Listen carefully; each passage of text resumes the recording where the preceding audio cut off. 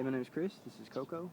Today we're going to answer your question on what's the best way to ride in a car with a macaw out of the cage or out of a transport device where he or she won't cause you to have a wreck. With the three birds that I have right now, I've had for about 6 years. Well, Coco I've had for about 6 or 7 years, right? And Angel and Gaia I've had for about 4 or 5 years. Now they're all three different as far as riding with me or on my shoulder or on my arm while I'm driving. Angel, the blue and gold, she kind of tends to want a little bit more attention when we're riding. Like she'll groan and talk and kind of bob her head, and she'll get in the way at times, but she's just a really docile bird, so she kind of listens and would get on my shoulder if I moved her to it. And now Coco is a very active greenwing. He's obviously got a sense of humor, and he's all over the place when I'm driving. So for me, when I'm driving, it's just it's kind of something I'm just used to. You know, if you keep their claws trimmed and to where it's not sharp going up and down your arms or shoulders, they'll dance all over you while you're driving. Now, there is another option if you would like them to ride with you and not be on your person while you're driving, which would be the safest choice if you're not used to it yet. There are bird shower perches that you can get. They have little suction cups on them. Excuse me, I'm getting over a cold. Anyway, they have 3 suction cups, and you stick it to the window, and it's just got a little perch that's got little treads on it that they can grip to. And you see the birds? That's what you need to be doing, silly. Start flying. I'm trying to get him to fly for years, or her. Anyway, okay, so one of the biggest problems that I have with Coco is he wants to get on the steering wheel when I'm driving. I was really easy with the umbrella cockatoo that I had for many years.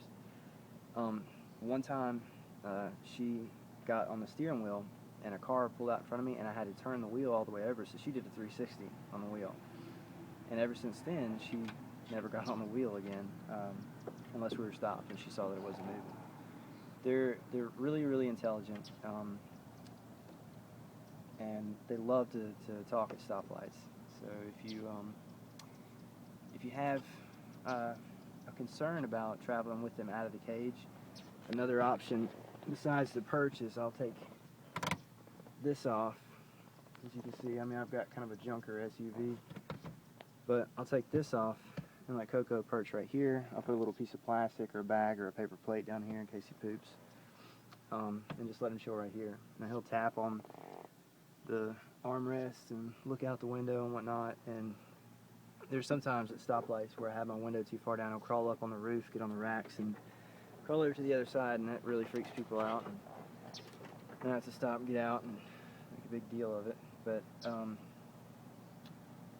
other than that, it's just primarily what you're used to and your comfort level with the level of training that you have with your macaw. If they know the commands very well, like step up or get on my shoulder, or the don't do that, then you should be fine.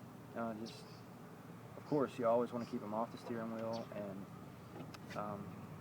I don't know what particular area that you're in, if there are any rules or laws or regulations for animals riding on your person or anything like that, so you might want to check that out in your area. I don't want to misadvise you.